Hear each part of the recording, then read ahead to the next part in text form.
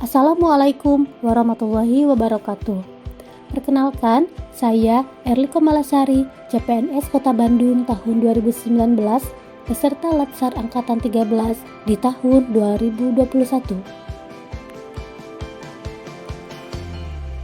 Dalam kesempatan ini, saya akan membuat resume mengenai komitmen mutu. Komitmen mutu dapat diartikan sebagai janji yang tercermin dalam tindakan dan perbuatan untuk menjaga standar yang telah ditetapkan. Sebagai ASN, tugas apapun yang diemban merupakan tanggung jawab untuk dilaksanakan secara optimal dengan prinsip efektivitas, efisiensi, inovasi, dan mutu, sehingga masyarakat sebagai stakeholder merasa puas dengan pelayanan yang diberikan. Terdapat 4 nilai-nilai dasar komitmen mutu. Yang pertama adalah efektif. Efektif yaitu berhasil guna, menunjukkan tingkat ketercapaian target yang telah direncanakan, baik menyangkut jumlah maupun mutu hasil kerja. Yang kedua adalah efisien, yaitu berdaya guna, dapat menjalankan tugas dan mencapai hasil tanpa pemborosan sumber daya dan hemat waktu.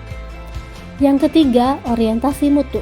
Orientasi mutu berkomitmen untuk senantiasa melakukan pekerjaan dengan arah dan tujuan untuk kualitas pelayanan.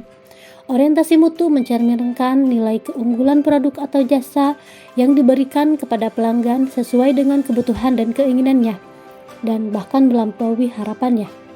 Mutu merupakan salah satu standar yang menjadi dasar untuk mengukur capaian hasil kerja. Dan yang terakhir adalah inovasi. Inovasi merupakan suatu yang baru sebagai perwujudan ide kreativitas untuk meningkatkan mutu pelayanan. Manajemen mutu dalam memberikan layanan kepada publik. Bill Craig dalam Alexander Sindoro memperkenalkan 5 pilar dalam manajemen mutu terpadu, sebagaimana dituangkan dalam gambar berikut. Kelima pilar tersebut memiliki keterkaitan dan ketergantungan yang tinggi. Organisasi merupakan pilar tengah yang membuat kerangka kerja berorientasi mutu.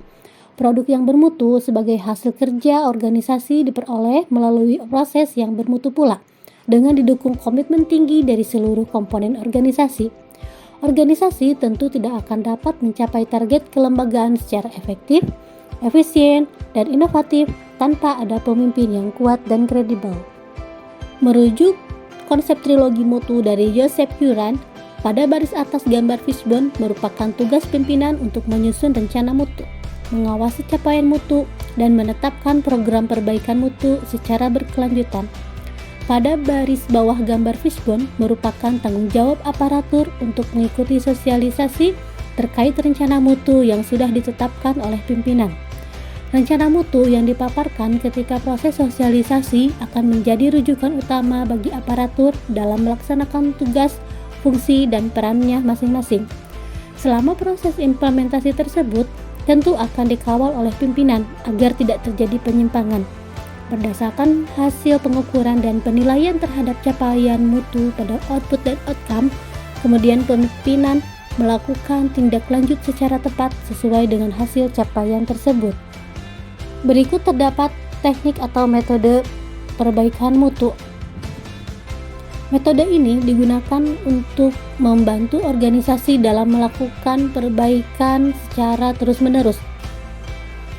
Berikut ini adalah teknik atau metode perbaikan mutu. Yang pertama, metode Plan, Do, Check, Out. Metode ini digunakan untuk membantu organisasi dalam melakukan perbaikan secara terus-menerus. Metode ini terdiri dari 4 langkah, yaitu yang pertama, plan atau perencanaan. Pada tahap ini dilakukan identifikasi berbagai permasalahan yang dihadapi, penyebabnya, dan solusinya. Yang kedua, do atau melaksanakan. Dalam tahap ini, rencana aksi yang sudah disusun harus dijalankan secara konsisten oleh semua orang. Tahap pelaksanaan ini perlu didukung dengan dokumentasi yang baik sehingga memudahkan dalam melaksanakan tahap berikutnya, yaitu cek. Tahap ini dilakukan pemeriksaan apakah rencana aksi yang sudah dilakukan telah berjalan dengan semestinya, apakah target dan ukuran keberhasilan yang telah ditetapkan dapat tercapai. Jika belum tercapai, apa saja yang menjadi kendala atau sumber permasalahannya. Dan yang terakhir adalah act, yaitu melakukan tindakan atau keputusan yang perlu diambil sebagai tindak lanjut dari tahap cek. Metode perbaikan mutu yang lain adalah diagram sebab dan akibat. Diagram sebab dan akibat adalah metode yang digunakan untuk mengidentifikasi berbagai faktor yang menjadi akar permasalahan yang dianggap menjadi kendala dalam mutu.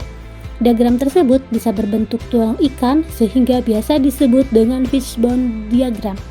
Pelayanan publik yang bermutu memainkan peran yang sangat penting dalam menciptakan lingkungan dan masyarakat yang lebih sejahtera, adil, dan inklusif. Masyarakat sekarang sudah sadar akan haknya dan menuntut adanya informasi dan transparansi dari pemerintah akan pentingnya peningkatan pelayanan publik. Oleh karena itu, sudah saatnya pemerintah mulai membangun budaya mutu untuk meningkatkan kepercayaan masyarakat akan kinerja pemerintahan.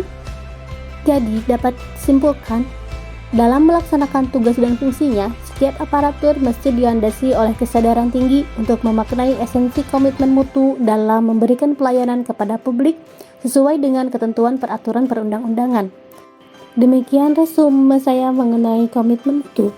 Terima kasih. Wassalamualaikum warahmatullahi wabarakatuh.